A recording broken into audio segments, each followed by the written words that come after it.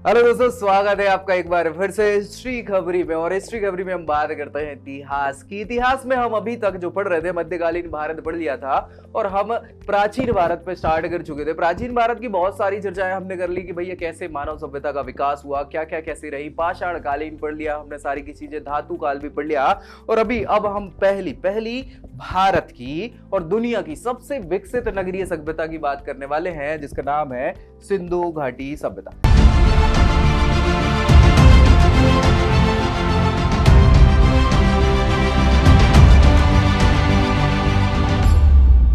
सिंधु घाटी सभ्यता नाम आप सभी ने सुना होगा, अंग्रेजी में इंडस वैली सिविलाइजेशन इसको बोलते हैं। और इस सिंधु घाटी सभ्यता के बारे में हमारी शुरुआत हो जाती है। देखो यार, बहुत सिंपल सी बात याद रखना कि जब हम आजाद हुए थे तो तब तक जब हमारा इतिहास का पोर्शन था, हम पढ़ाई करते थे, तो इतिहास के पोर्शन में ये वाला टॉपिक हम नहीं पढ़ते थे। क्यों नहीं पढ़ते थे? क्योंकि इस पर रिसर्च चल रहा था, अभी पूरा रिसर्च हो नहीं पाया था। लेकिन हाँ, आज के समय पे इतिहास जब हम पढ़ते हैं तो सबसे पहला टॉपिक पढ़ने की दृष्टि से क्या हो जाता है, सिंधु घाटी सभ्यता हो जाता है।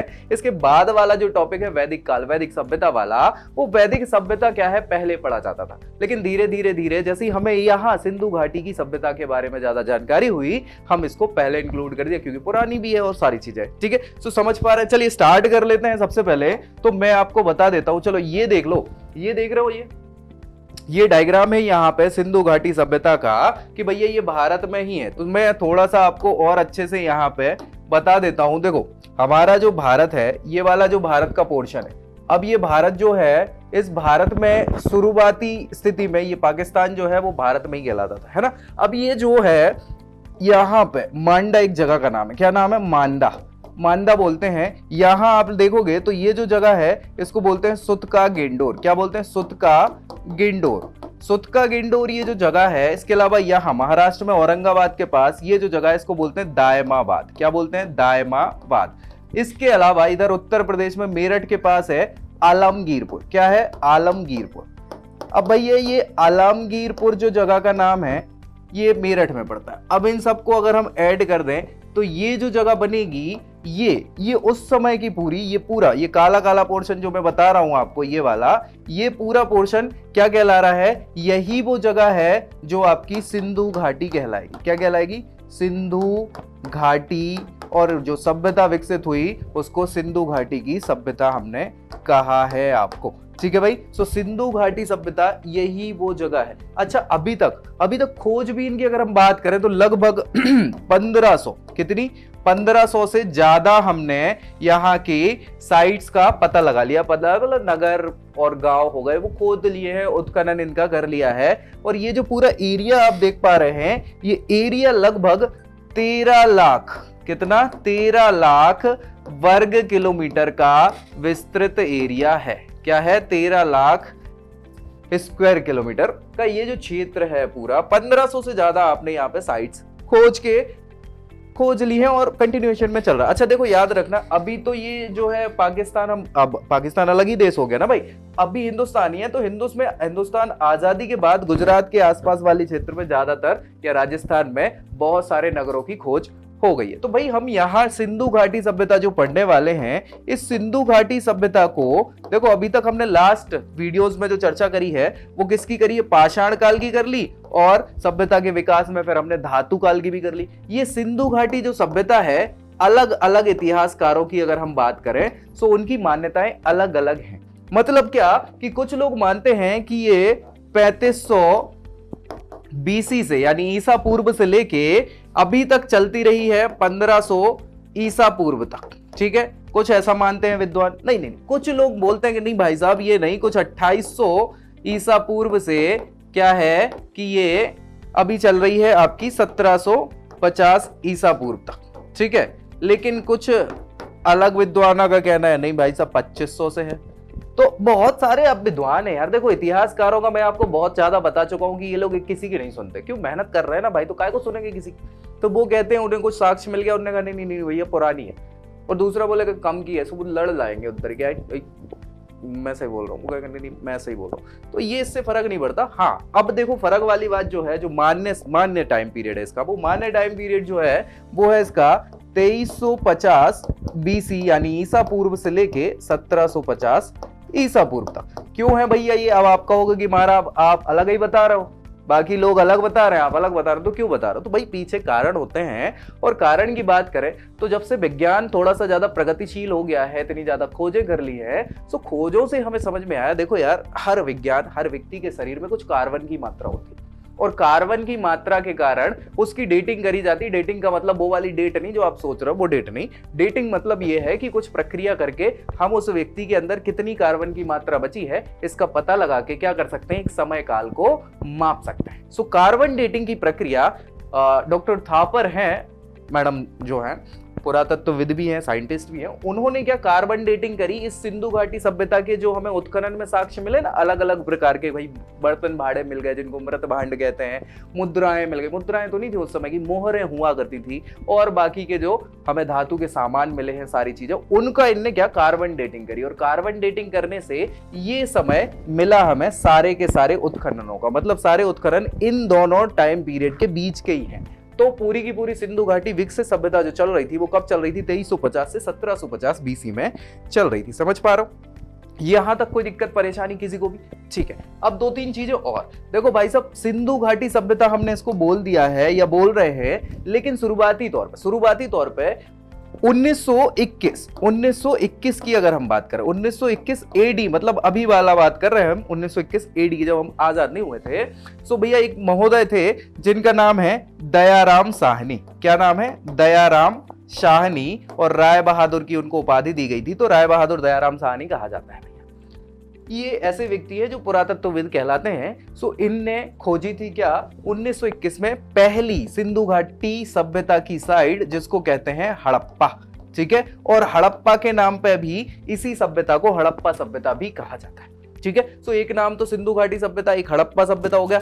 चूंकि यहाँ पे उत्खनन में बहुत सारी सामग्रियां मिली हैं, और इन सामग्रियों में कांसे की बहुत सारी चीजें मिली। कांसा मतलब ब्रॉन्ज कहलाता है ना। सो कांसे की बहुत सारी हमें सामग्री मिलने के कारण इसको कांस्य युगीन सभ्यता भी कहा जाता है। क्या कहा जाता है? कांस्य युगीन सभ्यता। याद रखना, ये पूछ लिए जाते हैं क्वेश्चन भैया। ठीक है, सो कांस्य युगीन सभ्यता भी इसको कह दिया जाता है। कोई दिक्कत परेशानी कहीं से भी? अभी हम पीछे आएंगे, कहानी से आएंगे कि आखिर कैसे हो गई खोज। तो वो वीडियो तो पड़ी है भैया, प्लेलिस्ट में जाके देख लेना। अचानक से, क्योंकि इससे पहले तक तो हम इतिहास सीधा किसका पढ़ते थे? वैदिक काल का पढ़ते थे। हमें कुछ नहीं पता था कौन सी सभ्यता है, क्या है, कैसा है। लेकिन हाँ, यहाँ पे डायरेक्टली हमें फिर पता चला कि भाई ऐसा कुछ भी है। ऐसा कुछ के पीछे का कारण क्या है कि हमने बात करी है कि कोई भी खोज जो होती है वो हमारे सोचने से नहीं होती। खोज हमेशा से कैसे होती है? धोखे धड़ाके से होती है, धोखे धड़ाके से। और ये खोज भी सिंधु घाटी सभ्यता की धोखे धड़ाके से ही हुई है। ठीक है, कारण मैं आपको बता देता हूं, आप सभी को बहुत अच्छे से पता होगा कि भारत में पहली ट्रेन कब चली थी? 1853 में चली थी, अप्रैल में। कहां से कहां तक चली थी? वो चली थी मुंबई से ठाणे के बीच में, है ना, ये सबको पता है। लेकिन हुआ क्या कि भाई यही रेल विस्तार करवा रही थी ब्रिटिश गवर्नमेंट।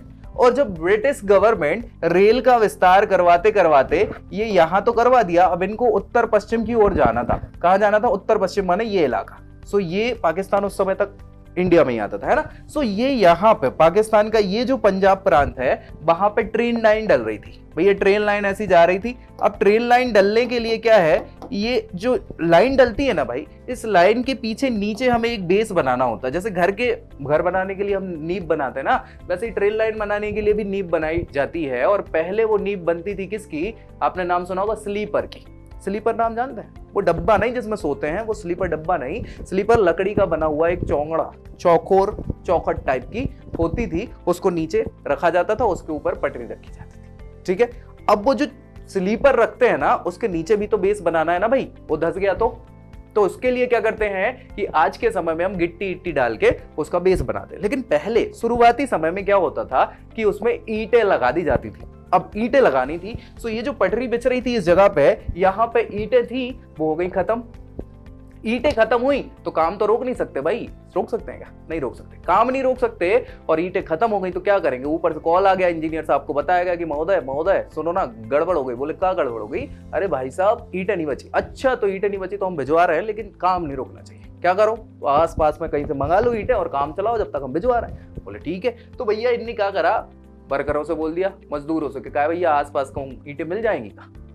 वो वर्कर्स हैं, वर्कर ने कहा हाँ हाँ हाँ मिल जाएंगी, वो तो खंडर, पूरा खंडर डला है, खंडर में ईंटें ही हैं, वो क्या बात कर रहे हैं? ले आओ।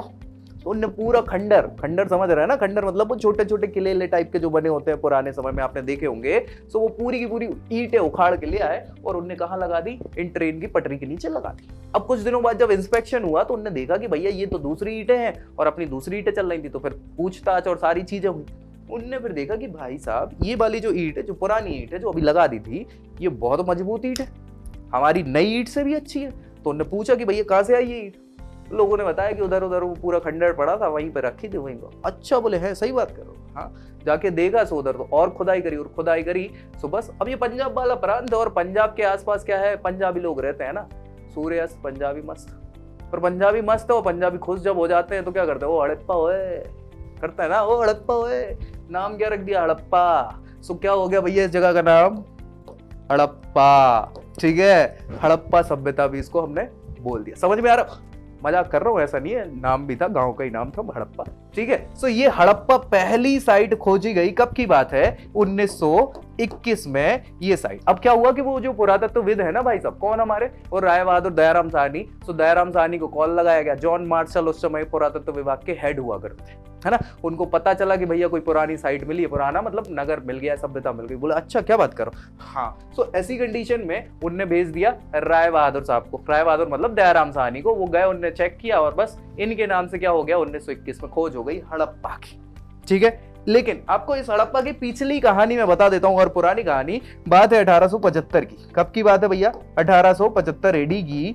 तब तो शुरुआती तौर पे पुरातत्व विभाग बना ही था, है ना, 64 में बन गया था, लेकिन हाँ तब शुरुआती काम चल रहा था। तो आपने नाम सुना होगा कर्निंघम का। किसका, वर्मिंघम नहीं, कर्निंघम, है ना, कर्निंघम।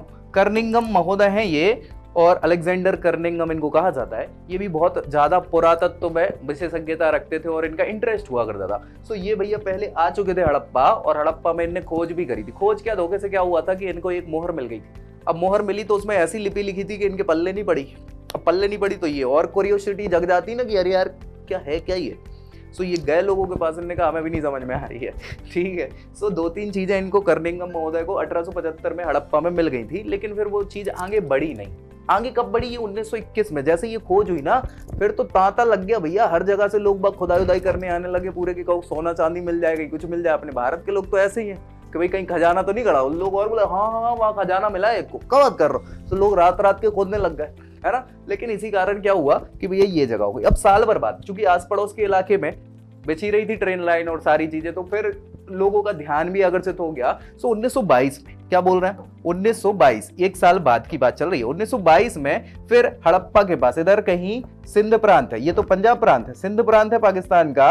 और इस सिंध प्रांत में एक जगह है जिसका नाम है क्या, मोहन जोदड़ो। जोदड़ो नाम सुना होगा ना आपने, मोहन जोदड़ो। और ये मोहन जोदड़ो भी ऐसे ही 1922 में खोज हो गई। क्यों खोज हो गई भैया, ये यहाँ पे टीला बना था। टीला समझते हैं ना, मिट्टी का पूरा ढेर लगा हुआ था। जैसे बाढ़ आ जाती है ना, बाढ़ से कुछ चीजें बिल्कुल बह जाती हैं और फिर एक जगह जहां कोई बड़ी सी चीजें उससे रुक जाती हैं, तो वो पूरा टीला बना था। लोग बाग गए, खोदाई करी उनने। खोदाई जब करी उनने, उनके पास बहुत सारे अस्थि पंजर और चीजें मिल गई। कहाँ, टीले में मिल गई। अब ये सिंध वाला इलाका है, सिंधी भाषा चलती है। सो इसको क्या बोल दिया, मृतकों का टीला। मृतकों का टीला जो है सिंधी भाषा में, उसका मतलब यही होता है मोहन जोदड़ो। ठीक है, सो सिंधी भाषा के कारण मोहन जोदड़ो, मृतकों का टीला। यहाँ से मृतक ही मिले, मतलब बहुत सारी अस्थि पंजर और सारी चीजें मिल गई। तो भैया मोहन जोदड़ो कब, 1922। अब ये किसने खोज दिया, सो ये राखलदास बनर्जी हो गए भैया। इनके सहयोगी हुआ करते थे, किसके, मार्शल साहब के, राखलदास बनर्जी। जैसे भैया वो दयाराम साहब थे ना, दयाराम 1921 में, है ना, दयाराम साहनी के एक और ये ऐसे ही उनकी सेम पोस्ट पे राखलदास बनर्जी थे। तो वो मोहन जोदड़ो इनके नाम पे रजिस्टर्ड हो गया 1922 में। इनने खोज कर दी। अब जैसे खोज होने लग गई तो अभी तक आप देखोगे कि चाहे वो हड़प्पा हो, हड़प्पा ये जो है ये रावी नदी है। यहाँ से रावी नदी, कौन सी नदी, रावी नदी बहती है। रावी नदी मतलब सिंधु के सहायक नदियां हैं। सिंधु नदी ये जो जा रही है, आप देखोगे सिंधु, है ना। सो सिंधु की एक सबसे पहले झेलम नदी जो है सहायक नदी है, सबसे पहली कौन सी, झेलम, जो कश्मीर से निकलती है। फिर झेलम के बाद यहां से आती है चेनाब, कौन सी आ जाती, चेनाब। चेनाब के बाद रावी, ठीक है, रावी आ जाएगी, रावी के पास ब्यास और ब्यास के बाद सतलज। ये सतलज और ब्यास इकट्ठी पहले मिल जाती है और ये ऐसी मिल जाती है। सो ये कौन सी है, ब्यास नदी और ये है सतलज नदी। सबसे बड़ी सिंधु की ट्रिब्यूटरी कौन है, सतलज। अच्छा देखो ये 5 नदियां हो गई, 1 2 3 4 5, वो पांचों नदियां एक जगह जहां मिलती हैं उस इलाके को पंजाब कहा जाता है, याद रखना। ठीक है, चलो मिथनकोट जगह का नाम है, पाकिस्तान में पड़ता है। और बता दूं आपको, सो ये सिंधु के आसपास, अब ये रावी नदी है, ये भी सिंधु का भाग है, और ये जो है मोहनजोदाड़ो, ये तो बिल्कुल सिंधु नदी के किनारे पे ही है, मतलब सिंधु पे ही पड़ता है। सो भैया ये हो गया। तो इसके कारण इसको शुरुआती तौर पे क्या बोला, सबसे पहले हड़प्पा मिला था तो हड़प्पा सभ्यता बोल दिया था, लेकिन फिर और साइड जब मिलने लगी सो सिंधु के आसपास मिली तो इसको सिंधु सभ्यता बोल दिया। क्या बोल दिया हमने, सिंधु सभ्यता। अभी केवल सिंधु लगा है, याद रखना। फिर क्या हुआ भाई साहब कि कुछ समय बाद कालीबंगन खोज लिया गया। कालीबंगन पड़ता है भारत में, कहां, राजस्थान। और राजस्थान में उस समय घग्गर रिवर निकलती थी। घग्गर ट्रिब्यूटरी नदी है किसकी, सरस्वती का नाम अगर आपने सुना हो तो, सरस्वती नदी का। तो भैया फिर इसका नाम बदल के सिंधु सरस्वती सभ्यता कर दिया। क्या कर दिया, सिंधु सरस्वती। अच्छा कुछ समय बाद और मेरठ के पास अलमगीरपुर खोज दिया। अब अलमगीरपुर तो गंगा के पास वाला इलाका है, मेरठ उत्तर प्रदेश में तो गंगा यमुना वाला इलाका है। तो इनने कहा भाई अब तो गलती हो गई, अब क्या करा जाए, अब नाम थोड़ी ऐसा रख देंगे कि सिंधु गंगा सभ्यता। ये दिक्कत का बात है, क्या किया जाए। सो एक नया शब्द लेके आए, घाटी। घाटी मतलब नदी के आसपास सैकड़ों किलोमीटर दूर तक का वो जो कवर कर रही है क्षेत्र, उसको घाटी बोल दिया जाता। तो फाइनली इसका नाम क्या रख दिया गया, सिंधु घाटी सभ्यता। तो ये नाम रखने की कहानी समझ में आ गई, पूरी कहानी बहुत इंपॉर्टेंट है, नहीं तो आप लोग कंफ्यूज होते चले जाओगे कि भैया पता नहीं क्या ही चल रहा है। सो ऐसी चीजें नहीं होती, क्योंकि इतिहास में एक सिस्टमेटिक चीज होगी, है ना। सो भैया ये सिंधु घाटी सभ्यता ये नाम पड़ गया, ठीक है। और ऐसे करके धीरे धीरे अच्छा हमने अभी आपको बता चुके हैं कि भैया 1500 से ज्यादा ऐसी अलग अलग साइटें खोजी जा चुकी हैं अभी तक, 1500 से ज्यादा।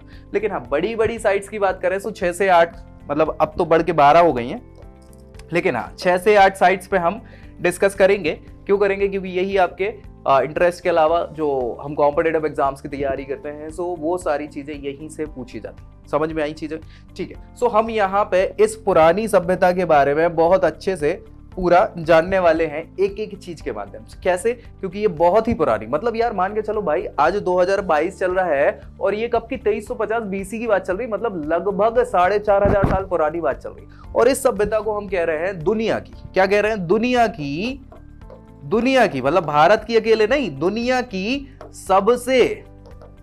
सबसे ज्यादा विकसित और साथ में नगरीय सभ्यता। क्या कह रहे हैं, नगरीय सभ्यता। मतलब आप कहोगे कि दुनिया में और भी सभ्यताएं रही होंगी, बिल्कुल रही होंगी, और उन सारी सभ्यताओं में सबसे ज्यादा विकसित नगरीय सभ्यता ये भारत की सभ्यता है। तो हम तो पढ़ते ही हैं भैया, दुनिया भर के लोग इसके बारे में पढ़ते हैं, ठीक है। तो भैया देख लेते हैं, क्योंकि हमें गौरव अर्जित है तो और अच्छे से हमें समझना पड़ेगा चीजों को। क्या समझना है भाई साहब, फिर से एक बार मैं ये ड्रॉ करूंगा क्योंकि आपके लिए बहुत जरूरी है ये सारी चीजें। अब यहाँ पे ये तो भारत हो गया, भारत के ऊपर ये चाइना है। चाइना में एक नदी है जिसका नाम है हुआंगहो। क्या नाम है, हुआंगहो इसको बोलते हैं। हुआंगो नदी के आसपास भी सभ्यता डेवलप हुई है जिसको बोलते हैं हुआंगो नदी की सभ्यता, ठीक है। सो उसी समय जब हमारी सिंधु घाटी सभ्यता थी, चाइना में हुआंगो सभ्यता चल रही थी। और एक आपने नाम सुना होगा मिस्र के पिरामिड का नाम सुना है ना। सो पिरामिड जो है वो नील नदी के आसपास बने हैं। कहां बने, नील नदी के आसपास। सो नील नदी के आसपास भी सभ्यता का विकास हुआ और उसको बोलते हैं नील नदी की सभ्यता, जो कहां है, मिस्र में पाई जाती है। मिस्र मतलब अरब के नीचे वाले क्षेत्र। एक नाम सुना होगा आपने, मेसोपोटामिया, सुना है क्या, मेसोपोटामिया, या इसको पढ़े लिखे समझदार लोग सुमेरियन सभ्यता भी कहते हैं, सुमेरियन सभ्यता, ठीक है। सो मेसोपोटामियन या सुमेरियन सभ्यता। अब भाई साहब ये जो मेसोपोटामिया है ये भारत पाकिस्तान, इसके आसपास ये जो है बगल में ये कहलाता है अफगानिस्तान। अफगानिस्तान के पास है ईरान और इराक। सो ईरान और इराक के बीच की ये सभ्यता हुआ करती थी। कौन सी, मेसोपोटामिया। ये दुनिया की सबसे पुरानी सभ्यता मानी जाती। किसकी, दुनिया की सबसे पुरानी सभ्यता, पूरी दुनिया की, ठीक है। कौन सी, मेसोपोटामियन सभ्यता दुनिया की सबसे पुरानी सभ्यता मान ली जाती है। नील नदी की सभ्यता अरब में है, थोड़ी सी नीचे चल रही है, और हुआंगो सभ्यता चाइना की सभ्यता, और इसी समय भारत की ये सभ्यता जो है वो चल रही है भैया। ठीक है, समझ पा रहे हो आप? तो ये सभ्यता चल रही है। अब भाई साहब देखो यार, ये हिमालय वाला रीजन है, हिमालय है, कूद काद के हम जा तो सकते नहीं है, सो इनसे हमारा कोई संपर्क हुआ ही नहीं करता था। किससे? हुआंगो वालों से। नील नदी की सभ्यता भी भाई ये अरब सागर है, फिर घूम के ऐसे जाओगे तो पहले ये पड़ेगी बाद में ये पड़ेगी, इसलिए यहाँ थे लेकिन कम ही थे हमारे रिलेशंस। सबसे ज्यादा रिलेशन कहाँ है? क्योंकि ये पास में, इधर तक तो अपने ही है और ये बगल में ही पड़ रहे हैं। ठीक है, तो सबसे ज्यादा हमारे जो संबंध बने हैं या मिले हैं हमें साक्ष्य, वो किससे मिले? सुमेरियन मेसोपोटामियन सभ्यता के हमें साक्ष्य मिल जाते हैं। ठीक है, कैसे मिलते हैं, क्या मिलते हैं, वो हम चर्चा करेंगे। अब देखो क्या है, यहाँ पे एक समाज भी होगी, सारी चीजें होंगी, तो क्या क्या है हमें सिंधु घाटी में बहुत सारी चीजों पे डिस्कस, एक एक चीजों पे करना है। सिंधु घाटी के अंतर्गत हम क्या क्या करेंगे, उनकी समाज कैसी थी, कैसी, तो वो कैसे देखेंगे, इनकी सामाजिक व्यवस्था में देखेंगे कि भैया कैसी थी सिंधु घाटी की समाज। समाज के अलावा राजनीति भी तो चल रही होगी, प्रशासन चल रहा होगा, सारी चीजें, सो इनकी राजनैतिक व्यवस्था भी हम समझेंगे कि भैया कैसे क्या प्रशासन चल रहा था। इसके अलावा इनकी कैसी स्थिति थी, व्यापार वाणिज्य वगैरह जिसको हम बोलते हैं क्या, अर्थव्यवस्था, है ना। सो इनकी अर्थव्यवस्था कैसे क्या हो रही थी, उस पर भी चर्चा करेंगे। इसके अलावा समाज में क्या था, धार्मिक स्वरूप और वो सारी चीजों की बात करेंगे। एक चीज और कर लेंगे, महिलाओं की बात कर लेंगे, क्योंकि आजकल क्या है, वुमेन एम्पावरमेंट चल रहा है, महिलाओं की स्थिति। और मैं आपसे बता दूं कि दुनिया में आज तक भारत की स्थिति को अगर हम आंकें तो महिलाओं की स्थिति इस सभ्यता में जैसी थी ना, आज तक वैसी स्थिति नहीं है। अच्छी की बात कर रहा हूं, इससे अच्छी कभी महिलाओं की स्थिति नहीं रही है जैसी अभी इस समय सिंधु घाटी सभ्यता में हुआ करती थी। सो महिलाओं की स्थिति की हम यहाँ पे बात कर रहे हैं, महिलाओं की स्थिति। अच्छा देखो क्या होता है भाई, कि एक समय होता है कि जब आदमी का बहुत ज्यादा विकास होता है और फिर कुछ समय बाद पतन भी हो जाता है। तो दुनिया की सबसे मशहूर विकसित नगरीय सभ्यता आखिर खत्म हुई भी ना, कैसे हुई खत्म, क्या हुआ, वो हम देखेंगे पतन में, कि भाई आखिर ये जब इतनी अच्छी थी, सब कुछ था, तो खत्म क्यों हो गई, जिसको हम देखेंगे सभ्यता के पतन के बारे में। इन सारी चीजों के अंदर ही हम सारी चीजों को बहुत अच्छे से डिस्कस कर लेंगे, किसके बारे में, पूरी सिंधु घाटी सभ्यता के बारे में। और फिर जो क्वेश्चंस बन जाते हैं कि कहां से क्या खोज हुई, कौन से क्या मिला, सारी चीजों के बारे में हम क्या करेंगे, यही डिस्कस करेंगे। तो नेक्स्ट वीडियो में मैं क्या करूंगा कि ये सारी व्यवस्थाओं पर चर्चा करेंगे, साथ ही साथ यहाँ पे ये भी देखेंगे कि किस जगह से कौन कौन से प्रमुख उत्खनन रूप में साक्ष्य हमें प्राप्त हुआ। मिलते हैं नेक्स्ट वीडियो में, तब तक के लिए जय Hind. I hope you like this video. For more such videos, keep watching our channel and do not forget to like, share and subscribe.